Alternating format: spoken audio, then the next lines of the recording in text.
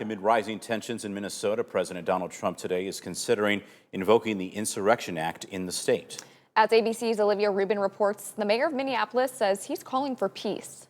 Leave! Leave! Go home! Tensions boiling over in Minnesota. Protesters clashing with law enforcement at the scene of another shooting involving a federal officer.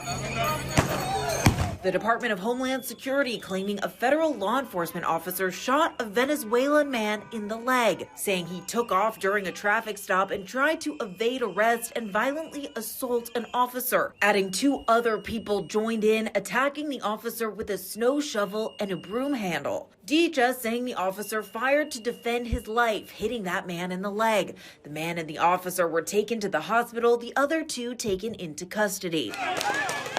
The protests and clashes happening daily for the last week after an ICE officer shot and killed Renee Good, a U.S. citizen. This is not creating safety. Mayor Jacob Fry slamming the immigration operation, saying it's putting a strain on local police and is not sustainable. He says he's calling for peace. For anyone that is taking the bait tonight, stop.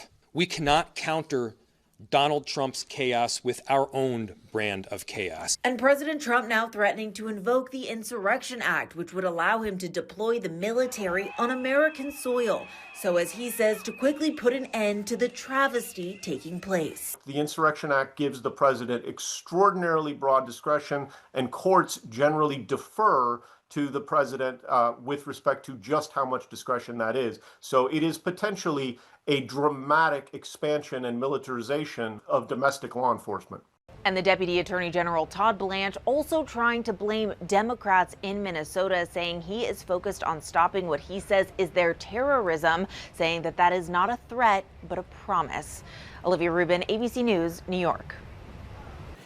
Now, you might have heard the word insurrection because it was so often used to describe the riots at the Capitol on January 6th. Now, while the legal and dictionary definitions of insurrection differ, broadly the word refers to a violent uprising against authority, but the Insurrection Act is a federal law. Here's a breakdown of what it is. It dates back to 1807. It gives the president the authority to send U.S. military forces into a state under specific conditions. If it's enacted in Minnesota, federal military forces could be deployed to the state. The president could federalize the National Guard. That means instead of the Minnesota Guard answering to the governor like it does now, it would answer to the president. The military could take over policing roles like enforcing laws, protecting federal property, or be used to clear streets. Now, in our nation's history, the Insurrection Act has mostly been used to tame extreme unrest. About 15 presidents have invoked it. Well, if the Insurrection Act is invoked in Minnesota, it would not affect Iowa or Illinois legally. The Insurrection Act is a federal law that applies only where the president says it does.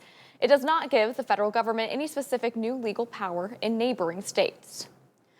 Well, a protest against ICE is being held tomorrow in Davenport. It's organized by the groups One Human Family, QCA, and the Metropolitan Community Church of the Quad Cities. Organizers say the protest is meant to call for accountability after recent ICE-involved shootings.